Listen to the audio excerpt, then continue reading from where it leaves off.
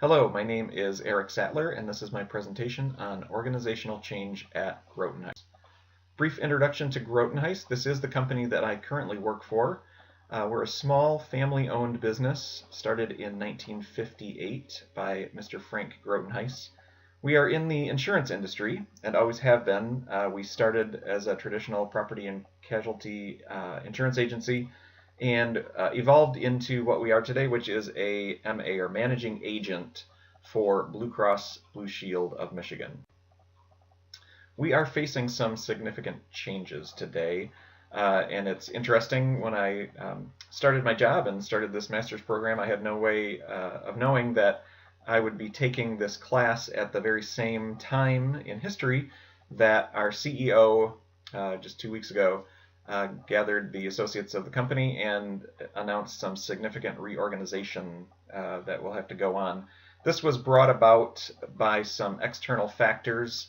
One you may have heard of, a small piece of legislation called the Affordable Care Act, or Obamacare, obviously had a huge impact on the health insurance industry and on our business.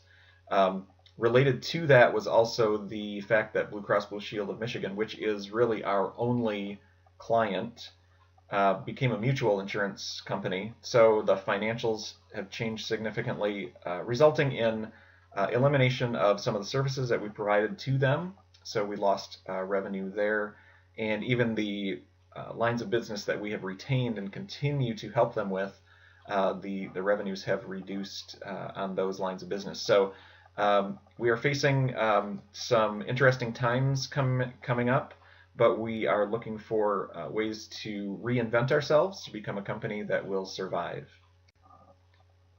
We were asked to look at Cotter's change model as one, and I also found McKinsey's 7S framework, which I found to be very interesting, very helpful. So these are both depicted on this slide. You can see McKinsey's is the circles within the circle there, the 7 circles that are interconnected. And the idea there is not, it's not a chronological or step-by-step model the way Cotter's model works.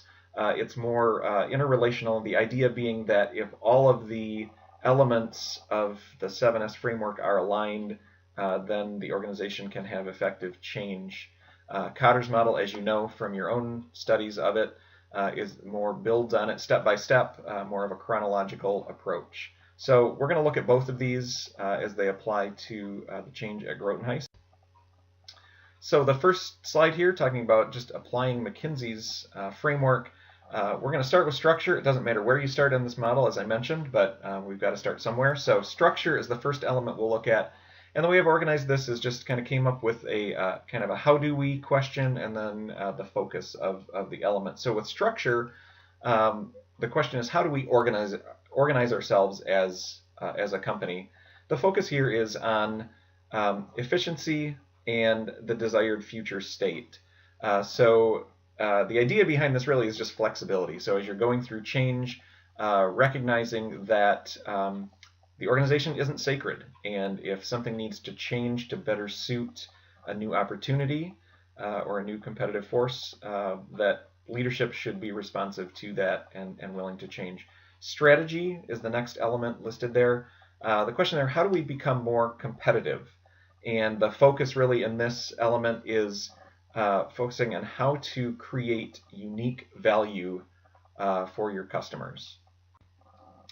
Systems, the question there is how do we complete our work? So what do we use? What systems, what methods do we use to complete our work? Not necessarily hardware and software, but whatever it might be that helps us get our work done. The focus in this element is on process and infrastructure improvement. So how do we get better at doing the things that we do, or find the best way to do new things that we do? Style is the next element, and I tried to capture this in a few words, but how do we manage ourselves? And really there's a couple of elements to that. One of it is just organizational culture. So I'm sort of using the word manage as sort of we manage ourselves in a culture, right? We hold each other accountable. We have certain expectations of each other. So there's an informal management of each other that goes along with culture. It also, though, talks about traditional supervisory management. So how do managers manage the people that report to them? So that's what's going on in the style element. And the focus here is really on why people choose to work at our organization. What is it about the company that makes people want to come to work and feel good when they are at work? Staff, the staff element, the question here is how do we grow and keep our people? So the focus here is on both employee and manager development, making sure that employees are socialized when they come into the organization, and that managers are developed. If that is a career path that is appropriate for an employee, that they are groomed, they are allowed to develop into good managers for the organization. The next element is the skills element, and the question really here is how do we present ourselves to the market?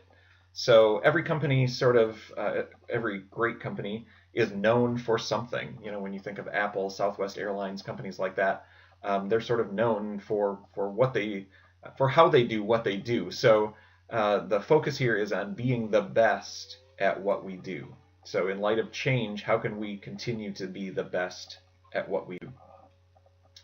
The last of the elements in McKinsey's model is superordinate goals, which is just a way to say higher order goals. And this really gets at looking beyond just the mission and vision statement. So this is really sometimes not even articulated and sometimes kind of an abstract concept. But the question here, as I've stated, is how do we live into our future? So mission and vision statements are sort of those future look, but just a little bit out of reach. The good mission and vision statements are just a little bit out of reach, so there's always something to strive for. And that's kind of what we're getting at here, is what's kind of that level above. So the focus here is on synergy and the sum being greater than the parts. So how do we as an organization work together to create something that's better than anything that we could make on our own? So this is a really fascinating model, and I'm glad that I came across it in my research, and I hope you found it interesting as well. Kotter's change model, again, you're familiar with this from your own research, so just wanted to kind of highlight here kind of my perspective on how Kotter's change model works. So, you know, we all know the 8 steps. First is to establish a sense of urgency, and maybe you guys have come across this as well, but, you know, the idea of unfreezing the organization. So kind of waking people up and saying, hey, we've got a reason. There's a reason that we need. There's motivation to make a change here. The next step being forming a powerful coalition. So getting a group of people together who are cross-functional, represent different parts of the organization, and actually have some power to lead. The third step being developing a vision and a strategy. So these really what I consider the guidelines, right, for the change process, both from a vision standpoint and then from a how do we actually get it done. The next one is communicating the vision, and the way I would rephrase this is just say keeping the vision in the forefront. So how do we make sure that people are always reminded, always focused on what the goal is, what the ultimate vision is for the change that we're going through. Change is never easy, so we want to keep people motivated by seeing what's at the end of the line. Empowering broad-based action is the next step.